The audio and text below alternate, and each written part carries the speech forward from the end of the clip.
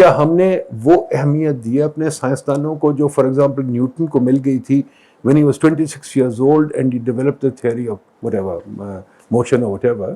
Newton کو اس وقت knighthood مل گئی تھی and Newton was made the keeper of the Royal Mint and he did a lot of innovation in the space of money. So culture is a consequence, it is not always the cause. تو یہ دونوں چیزیں ایک دوسرے کے ساتھ جڑی ہوئی ہیں.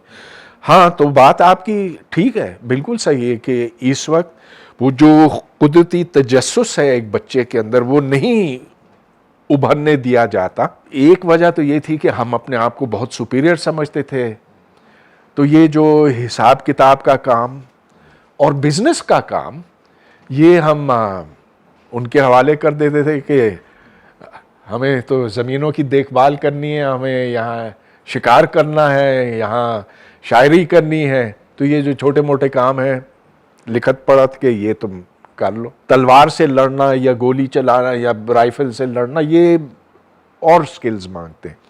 تو سکلز کے لحاظ سے ایک فرق آ گیا. پھر 1857 کی بغاوت ہوئی یا پہلی جنگ آزادی ہوئی تو اس میں جو ڈنڈا پڑا نا انگریز کا وہ زیادہ مسلمانوں پہ پڑا. ہندو بھی شامل تھے اس اچھال اس انقلاب میں، فیل تھا جو بھی، لیکن جب دلی کو انہوں نے مسمار کیا انگریز نے تو مسلمان خاص طور پر اس کا نشانہ بنے. اور اب ایسے ہونے لگا کہ دونوں میں فرق وقت کے ساتھ بڑھتا چلا گیا.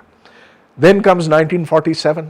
ہمارے جو انیشل کنڈیشنز تھے وہ اچھے نہیں تھے، وہ بہتری، اور جیسا کہ میں عرض کر رہا تھا ہم بہتری کی طرف جا رہے تھے. پھر جو اس میں جو ہماری سیاست آ گئی اور جو بدقسمتی سے ضیاء الحق آ گیا.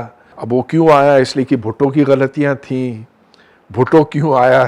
اس لیے کہ یحییٰ خان کی غلطیاں تھیں، جو بھی، لیکن تاریخ کا دھارا تھا وہ بدل دیا گیا.